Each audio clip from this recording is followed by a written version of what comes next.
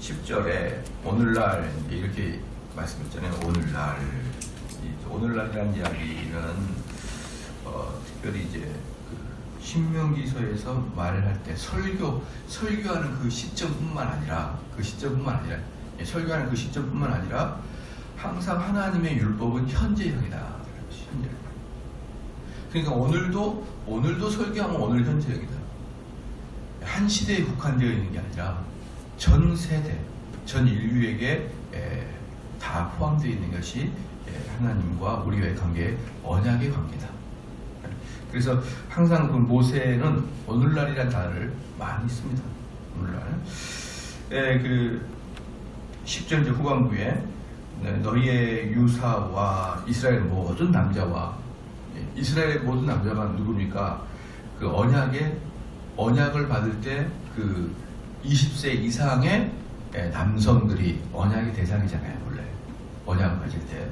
그런데 이제 그 10절 후반부에 남자와, 그 다음 11절에 유아들과 너희 아내와 유아와 아내들은 언약의 대상이 아니었어요, 원래 그들은 언약의 대상에 빠지는데, 그 말했고. 그 다음에 11절에 내 진중에 있는 객과 물은 너를 위하여 나무를 패는 자로부터 물 깃는 자까지. 이게 뭡니까? 종들이거든요. 그러니까 남자, 또 그 다음에 유아, 여자, 그 다음에 객은 뭐냐 그러면 이스라엘 그 뭡니까? 그 지파 안에 있는 그들과 함께 사는 외국인들을 말하는 거예요. 함께 사는. 잠시 여행객이 아니고, 잠시 왔다가 가는 여행객이 아니고, 이스라엘의 지파에서 이런저런 이유로 여전히 외국인이면 불구하고 이스라엘 사람들과 함께 사는, 즉 외국인이지만 유대교로 개종한 자들이에요. 외국인이지만 유대를 개종한 자들. 그들과 그 다음에 나무를 패는 자들로부터 물 깃는 자까지. 나무를 패는 자는 남자족이고 물 깃는 자는 여종이에요. 거기까지 다 너희 하나님 여호와 앞에 선 것은 그들까지 전부 다 이 은혜 언약에 참여하는 바다 이 말이죠. 이 언약에 참여하는 바다. 그러니까 결국은 이게 뭡니까? 나중에 바울이 이야기했듯이 남녀노소 또 신분계급 민족인의 혈통에 관계없는 이스라엘 공동체 안에 거하는 모든 자들을 말하는 거예요. 그래서 바울도 그런 얘기를 하잖아요. 남자나 여자나 할례당이나 무할례당이나 전부 다 그렇다. 그러니까 이제 그 이스라엘 그 신약 성경에 보면 구스인 또 구약도 마찬가지지만 신약에도 구스인이 누구예요? 흑인이지 않습니까? 그러니까 그때 구스인들은 주로 어디에 있는 자들이냐 그러면 지금으로 말하면 북아프리카에 있는 사람들이에요. 북아프리카에 있는 사람들. 이 사람들도 전부 다 뭡니까? 언약의 공동체 안에 다 들어와 있었습니다. 그때도. 여러분 혹시 그 어거스틴 있잖아요. 어거스틴을 서양인이라고 보는데 어거스틴은 흑인이에요. 흑인. 튀니지 이쪽에 있는 사람들, 지금 북아프리카에 있는 사람들. 그래서 그 초대교회 당시, 그때가 이제 4세기인데 초대교회 당시에 뭡니까? 그 흑인인 어거스틴은 아주 걸출한 신학자를 만들기 위해서는요, 한두 세대의 기독교가 있어가지고 그런 자를 못 만들어냅니다. 우리나라도 100년이 훨씬 넘었지만 세계적으로 우뚝 선 신학자가 한 명도 없어요. 우리나라 자체적으로는 뭐 박윤서 박사님, 박형경 박사님 계시지만 이분들이 세계적인 뭐 예컨대 아브라함 카이퍼나 뭐 헤드만 리델보스나 이런 아주 세계적인 신학자냐 축에도 못 끼죠. 왜냐하면 우리나라 신학생들도 우리나라 신학교에서도 박형경이나 박윤서 박사님의 책을 교과서로 사용하지 않으니까 그래요.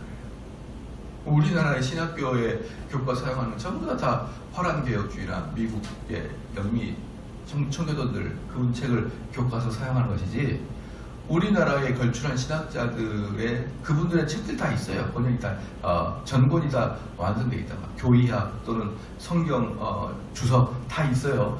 그래서 요즘에 누가 박윤선이나 박형경의 주석을 봅니까? 거의 보는 자가 없죠. 우리나라만 해도.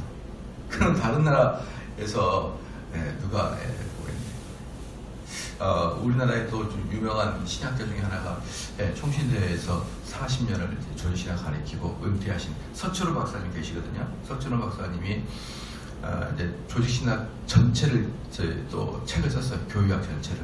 그래서 이것은 박형영 박사 이후에 또 이제 최초로 우리나라 신학자가 조직신학 교육학을 이제 다 마무리했어요. 신론, 기독론, 뭐 성령론 전부 다 이렇게 말해요. 상당히 두껍거든요.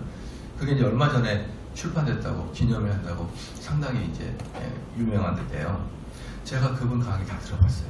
별거 아니에요. 별거 아니에요. 근데 그분이 또 이제 뭡니까 과도하게 영어로 번역해서 외국에 출판하고 싶다 그러는데 외국에 출판할 만한 수준은 아니에요. 그러니까 무슨 얘기냐면요. 100년, 200년이라는 토양 가지고도 정말 걸출한 신학자 하나 만들어내기는 어려워요. 신학자 만들어내기는. 그런데 어거스틴은 4세기에 전 세계에서 아주 유일무이하게 대단한 신학자 나왔잖아요. 그걸 보면 이미 북아프리카 이쪽은 기독교의 문명이 어마어마하게 오래됐다는 거예요. 최소한 500년 이상은 됐죠. 어거스틴하고 역사적으로만. 그 이전에도 구스인의 문명이 있었고 그렇잖아요. 그러니까 뭡니까 이 성경에서 말하고 있는 남종이나 여종이나 헬라인이나 야만인이나 할레당이나 무할레당이나 구스인이나 유대인이나 상관없이 너희들은 언약 안에 있는 백성이다. 이것은 그냥 좋은 말을 나열한 게 아니고 실질적으로 많은 사람들은 유대교가 유대 혈통의 교라고 생각하지만 사실 유대교는요 그때부터 전 민족적이고 우주적인 기독교였어요. 왜? 너희들이 할례만 받으면 그때도 아무리 너희 피부색이 까말지라도 할례만 받으면 너희들은 유대인이다 이 말이에요. 참 유대인이다. 그러니까 그들은 혈통의 DNA의 종교가 아니라 믿음의 고백 또는 신앙의 어떤 형태에 따라서 민족을 뛰어넘어서 참 유대인이다라고 표현했던 것입니다. 그게 지금까지 기독교의 정신에 흘러나와 있는 것이죠. 그래서 12절에 보니까 너희 하나님 여호와의 언약에 참여하며 여기서 이제 참여하다라는 뜻에는 뭐가 있냐면 지나가다 이런 뜻이 포함되어 있어요. 이게 무슨 뜻이냐 그러면은 옛날에 고대 근동에 서로 계약을 맺을 때 동물 한 마리를 중간에 똑 잘라서 뚝 분리를 시켜요. 분리를 딱 시킵니다. 동물 배를 잘라가지고. 그래가지고 언약 당사자, 두 언약 당사자가 그 사이를 이렇게 지나가면서 우리가 언약을 파기할 때는 파기하는 자는 이 동물처럼 배가 뚝 잘려서 죽을 것이다 라는 그런 서약을 합니다. 그러니까 이 당시의 언약은 뭐예요? 내가 지키지 않으면 내가 저주를 감당하겠다. 내가 지키지 않으면 이 짐승처럼 배가 잘려서 지나가도 괜찮다. 이게 언약이에요. 그러니까 그리스도인은 어떤 거냐면요. 이겁니다. 그리스도인은 죄 질 수 있습니까? 없습니까? 죄 질 수 있어요. 죄를 질 수 있는데 이건 맞아요. 이건 생각해야 됩니다. 내가 죄를 질 때는 하나님께 벌받을 준비가 되어 있습니다. 하나님께 저주받을 각오는 되어 있습니다. 이 마음을 먹고 죄를 지으라 이 말이에요. 그러니까 고대 근동의 언약의 체결은 내가 이 언약을 파괴했을 때는 이 짐승이 배로 쪼개서 두 동거나 나듯이 언약 체결 당사자 중에 한 명이 포기하게 되면 이 짐승처럼 될 것이다라는 것을 맹세한 겁니다. 맹세. 그러니까 저는 항상 우리 아이들한테 얘기해요. 너희가 지금 놀아도 좋다. 근데 인생은 공짜가 없다. 지금 놀면은 대가는 받을 각오를 해라. 지금 공부하면은 그 공부에 대한 대가를 받을 것이다. 지금 놀면 그 대가를 받을 것이다. 인생엔 공짜가 없는 거예요. 인생에는 내가 하는 만큼 되어 있게 되어 있는 것이에요. 마찬가지입니다. 그리스도인으로서 죄를 지면은 감수할 걸 감수하고 생각해라. 하나님은 눈먼자가 아니기 때문에 이것은 피해 갈 수는 없다. 언젠가는 나에게 부메랑처럼 돌아올 것이다. 그거 마음 먹고 죄 지어라. 그 말이에요. 그 말. 그래서 너희 12절에 너희 하나님 여호와의 언약에 참여하며 또 너희 하나님 여호와께서 오늘날 내게 향하여 하시는 맹세에 참여하며 이게 지금 그 똑같은 내용입니다. 서로 간에 맹세했지 않느냐. 언약과 맹세는 같은 말이에요. 언약을 맺을 때 맹세하니까 너희들도 맹세에 참여했지 않냐. 13절에 여호와께서 이왕에 내게 말씀하신 대로 또 내 열조 아브라함과 이삭과 야곱을 맹세하신 대로 오늘날 너를 세워 자기 백성을 삼으시고 자기는 친히 내 하나님 되시려 함이니라. 이게 언약의 핵심이에요. 너희들은 내 백성 되고 나는 너희의 하나님 되겠다. 오케이? 이겁니다. 동의하느냐? 이 말이에요. 너는 내 백성 되라. 그럼 내가 너를 보호해 주겠다 이 말이에요. 그 대신 언약의 조건이 있겠죠. 내가 보호해 주지 않으면 내 배가 잘려 나갈 것이고 너희가 내 백성이 되지 않으면 너 배가 잘려 나갈 것이다 이 말이에요.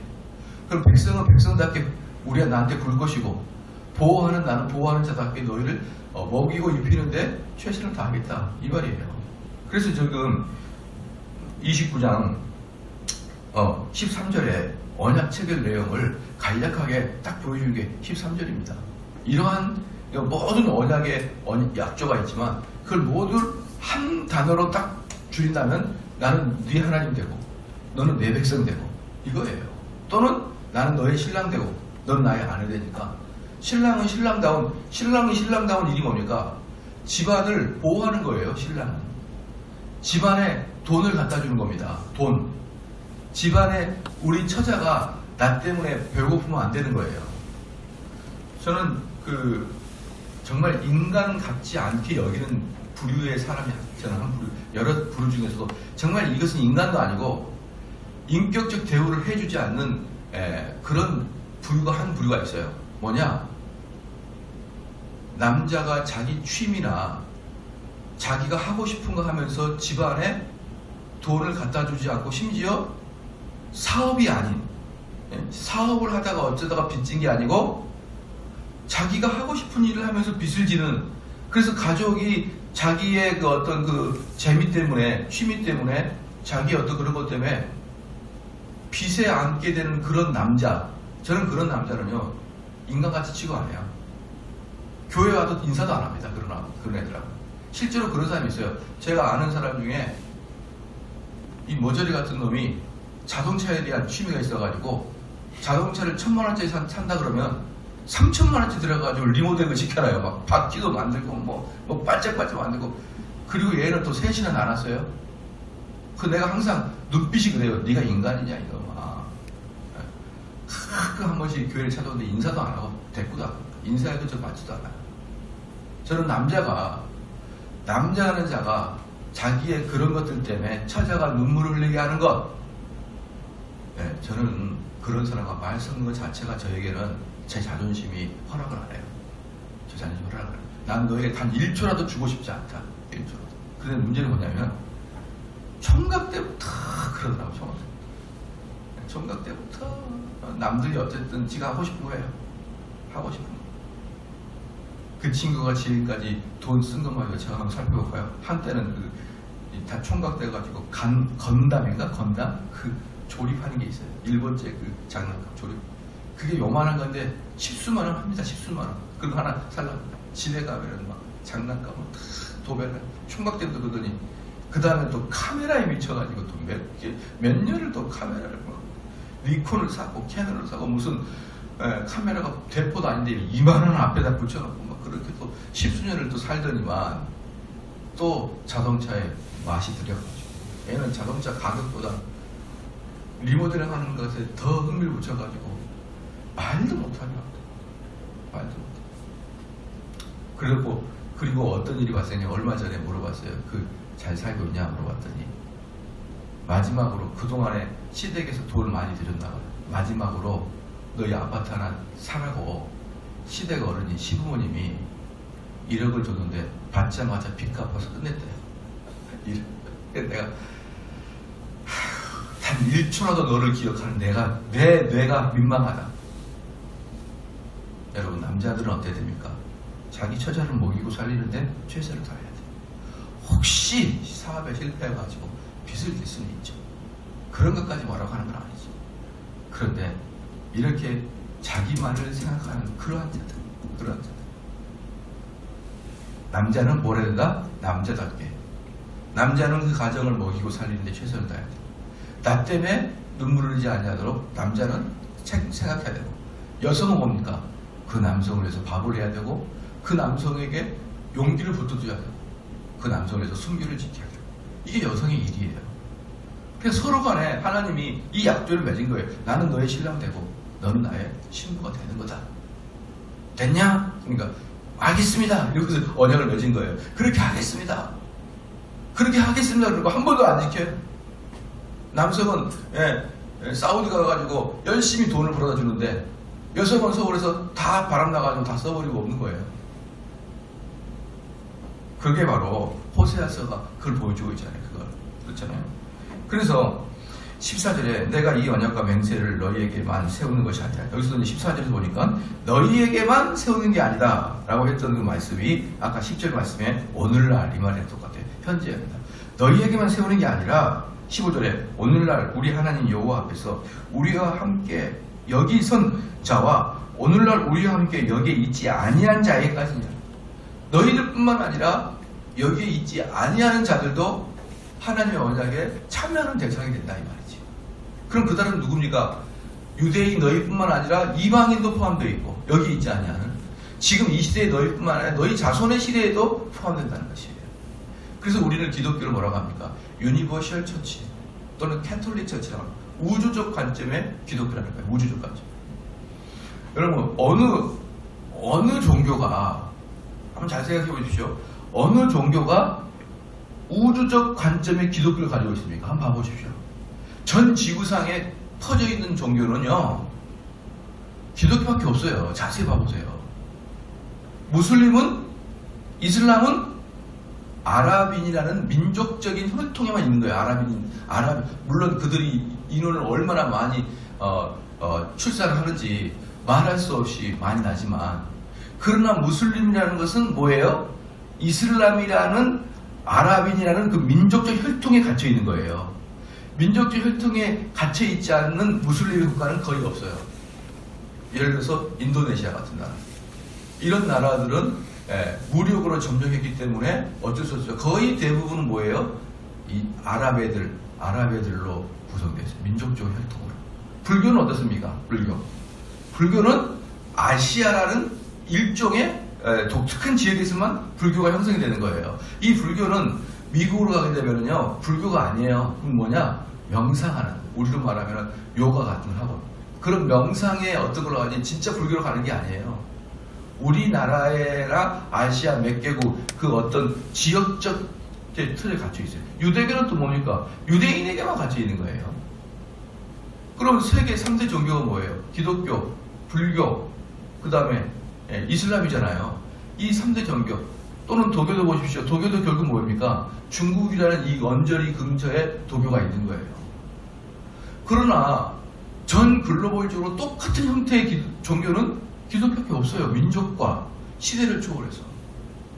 그렇잖아요. 그리고 기독교 중에서도 특별히, 기독교 안에서도 특별히 유니버셜 처치, 전 세계적으로 그 민족과 혈통과 그런 거 관계없이 퍼져 있는 것은 칼빈주의예요. 칼빈주의. 자세히 생각해 보세요. 로마 카톨릭도 뭡니까? 로마 카톨릭도 유럽이라는 아주 독특한 지역에 거의 한정되어 있어요. 그리고 그 유럽이라는 독특한 지정되어 있는 것은 걔네들은 태어나면서부터 그냥 부모로부터 물려받은 게 카톨릭이요. 루터교도 뭡니까? 독일이라는 어떤 형태의 독일주의에 포함되어 있고, 침례교도 거의 보면은 미국이라는 형태의 침례교에 포함되어 있고, 근데 칼빈주의는 어때요? 유럽에서 시작해서 한국에 이르기까지 거의 전 세계가 형태에 다름이 없는 칼빈주의라고 진짜. 그래서요, 이거예요. 기독교가 유니버셜 처치고, 그렇죠? 그 중에서도 칼빈주의가 유니버셜 처치예요. 가장 기독교다운 거예요, 칼빈주의가. 얼마나 칼빈주의를 듣는 우리가 복됩니다. 다른 거의 대부분의 기독교도요, 가만히 보면 민족주의에 머물러 있어요. 그러나 거의 유일무이하게 칼빈주의만 유니버셜 처치다. 성경이 말하고 있는, 이 모세가 말하고 있는 너희뿐만 아니라 여기에도 참여하지 않는 모든 사람에게도 언약을 맺혀진다. 이건 바로 칼빈주의입니다. 자, 그 다음에 16절에 우리가 애굽 땅에 어떻게 거하였는지, 너희가 여러 나라를 어떻게 통과하였는지 너희가 알며 너희가 또 그들 중에 있는 가증한 것과 목석과 은금의 우상을 보았느니라. 이렇게 되잖아요. 이제 너희들이 이제 언약을 맺을 때 어떠냐면은 과거를 생각하는 것이에요. 항상 과거를 생각해라. 너희가 지금까지 아멜렉 40년 동안 광야 생활하면서요, 아멜렉 족속과 싸웠고, 또 아멜렉과 가나안의 연합군과 싸웠고, 아모리 왕 시온과 바산 왕 옥과 싸웠고, 그리고 이 신명기를 쓰기 위해 최근에는 미디안 족속과 싸웠다. 근데 그들은 아주 강력한 군대였었는데 너희들은 오합지졸이었다. 430년 동안 종놀이했고 40년 동안 광야에서 유리방어하였기 때문에 정식 군대도 없고 무기도 없었다. 근데 너희들이 이 가나안 땅에 들어오기 위해서 얼마나 많은 토속 정의 부대와 싸웠지 않냐. 근데 그들을 너희가 이겼지 않느냐. 그것도 뭡니까? 연전연승이에요.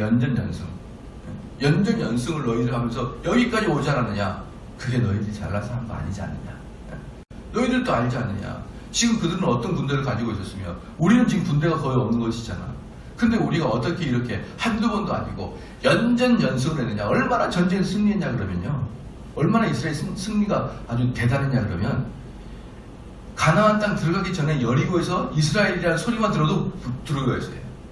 얼마나 광야에서 연전연승을 했는지, 얼마나 싸움을 잘했든지, 여리고에 있는 사람들이, 이스라엘 사람들이 온다는 것만으로 들어도 가슴이 졸렸던 것입니다. 너희들이 이렇게 한 이유가 뭐냐? 하나님이 너희들을 보호했기 때문에 아니냐. 너희들이 잘나서 그러는 게 아니지 않느냐. 너희들 그걸 기억하라는 것이죠. 그래서 17절에 가증한 것입니다. 이스라엘의 구약의 3대 가증한 것, 4가지의 가증한 것이 있습니다. 첫 번째, 부정한 동물을 먹는 거예요. 부정한 동물을 먹거나 만지는 것. 이게 첫 번째 가증한 것이고, 두 번째, 우상숭배. 우상숭배나 우상숭배 가는 것. 세 번째, 미신을 믿는 것. 네 번째, 부도덕한 성행위. 이게 대체적으로 이스라엘 백성의 가증한 것입니다. 부정한 동물, 우상숭배, 미신, 부도덕한 성생활. 이것을 가장 이스라엘 사람이 가증한 건데, 너희들 특별히 다시 한번 바울은 가증한 것을 또 합니다. 18절 말씀에 너희 중에 남자나 여자나 가족이나 집하나 오늘날 그 마음이 우리 하나님 여호와를 떠나서 그 모든 민족의 신들에 가서 섬길까 염려한다. 이 말이 뭐냐면 경고한다는 거예요. 경고한다. 너희를 정말 경고한다.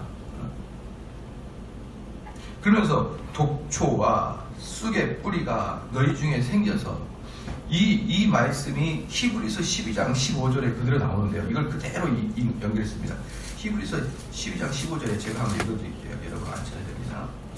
너희는 돌아보아 하나님 은혜에 이르지 못하는 자가 있는가 두려워하고, 또 쓴 뿌리가 나서 괴롭게 하고 많은 사람이 이로 말미암아 더러움을 입을까 두려워하고. 이것은 신명기 29장 말씀을 그대로 옮긴 내용이거든요. 그래서 이 쓴 뿌리가 뭐냐 그러면요, 신명기에서 보니까 독초와 쑥의 뿌리라 했어요. 독초와 쑥의 뿌리인데, 이 독초와 쑥의 뿌리를 뭐라고 합니까? 너희들 중에 가증한 것을 섬기는 자.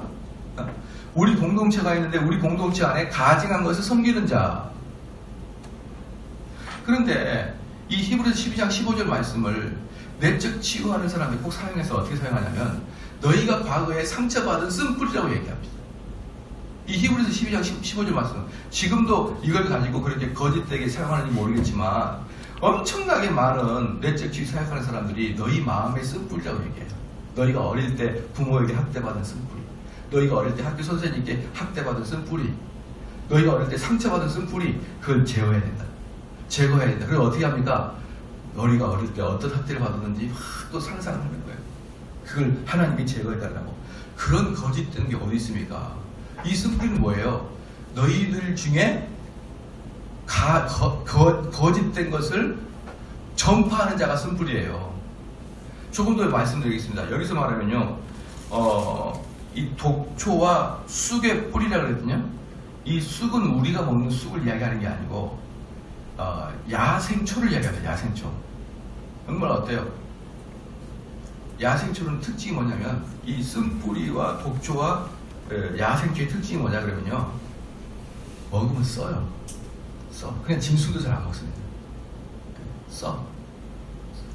그리고 자생력은 엄청나게 강합니다. 자생력.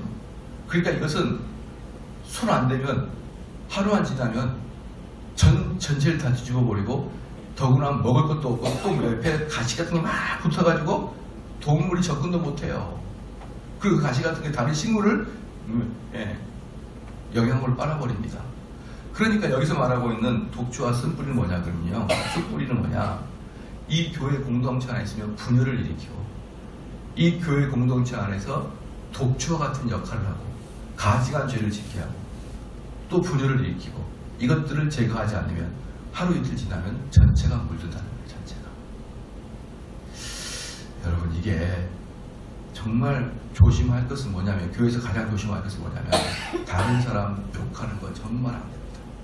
특별히 사역자를 욕하는 거.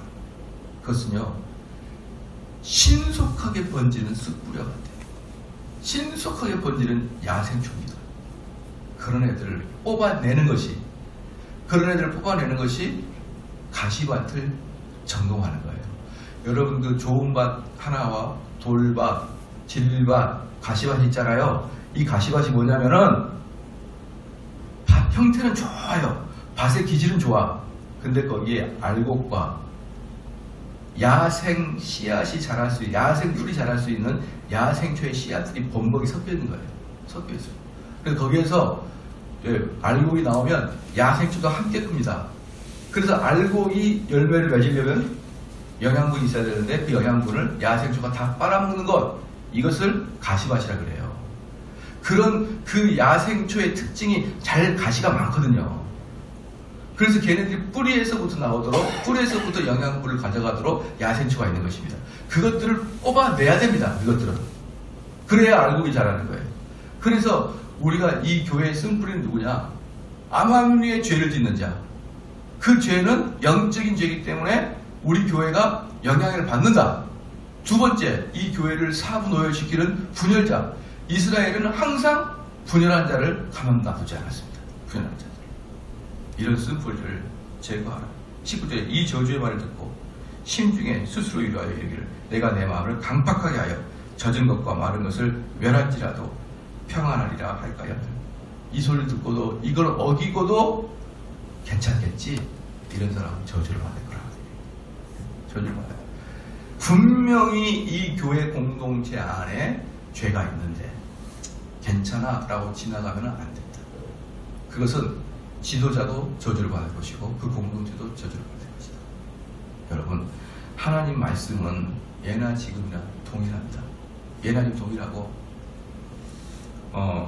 언젠가도 말씀드렸지만 저희 교회는 워낙에 쑥덕거림을 금지하고, 그게 얼마나 큰 죄인 것을 누차 설명하니까 그나마 쑥덕거림이 좀 적어요. 그러나 쑥덕거림을 안 하는 그런 고매한 인격이 아니고, 워낙에 쑥덕거림을 안 좋다고 이야기하니까 쑥덕거림을 하고 싶어도 그걸 절제하는 것이 우리 교회의 모습이에요. 쑥덕거림을 안 한다는 게 아니고. 그리고 이분들도 조금만 기회가 되면은 툭 남의 이야기를 하고자 하는 욕구로 우리 교회들도 충만해 있습니다. 얼마든지 충만해 있어요. 그래서 요즘에 엄청 덥잖아요. 덥고 습기가 있으니까 환경이 허락되니까 금방 음식이 상하듯이, 만약에 우리 교인들에게도 쑥덕거리는 이야기를 더 이상 안 하고 그럴 수 있지라고 얘기하면 금세 여기저기서 이 소리가 전 교회에서 여기저기 들릴 거예요. 이렇게 제가 쑥덕거림을 하지 말라 그래도 독초와 쓴뿌리처럼 또 아이고 하고 있거든요. 하물며 다른 교회야. 다른 교회 나가는 이유가 목사님, 장로님, 남의 교회 흉보려고 나가요. 교회 나가는 목적 자체가 모여 앉으면 아이고 그 사람, 아이고 그 사람, 주일 안 지키더니 그럴 줄 알았어. 뭐 잘난 척 하더니 딸내미 시집 보낸 거 보니까 뭐 잘난 것도 없네. 있는 교회를 어떻게 해야 됩니까? 한국에 있는 교회를 어떻게 해야 돼요? 허구원으로 앉아가지고 엉덩이 깔고 앉아가지고 남이나 욕하고 있는 이 사람들은 어떻게 됩니까? 이거 따라합시다. 입을 입을 재봉틀로 꼬매야 된다. 다 그것도 공업용 미싱으로 꼬매놔야 돼요. 그런 입들은 나불나불한 입들은. 왜? 교회 공동체를 파괴하는 원흉이니까. 자기는 그게 원흉인지도 몰라요. 차라리 입장을 바꿔놓고 생각해 보십시오. 당신 아들들을 그렇게 입방아 찍을 수 있나요? 자기 아들들, 자기 가족에 대해서 한마디 추한 이야기도 안 하고 항상 생각하십시오. 내가 누군가를 이야기할 때, 내가 정대원 목사를 이야기할 때, 내가 또 어떤 집사를 이야기할 때 그 사람이 내 가족이라고 생각해 보십시오. 그 이야기가 내 가족이라고 생각했을 때도 불구하고 할 수 있는 이야기를 하십시오. 그러나 내 가족이면 하기가 좀 멋졌다 그런 얘기는 아예 제복트로도 바꿔버리십시오. 그게 여러분들이 그나마 입을 경건하게 유지할 수 있는 것입니다. 기도하시겠습니다. 하나님 아버지 참으로 감사합니다.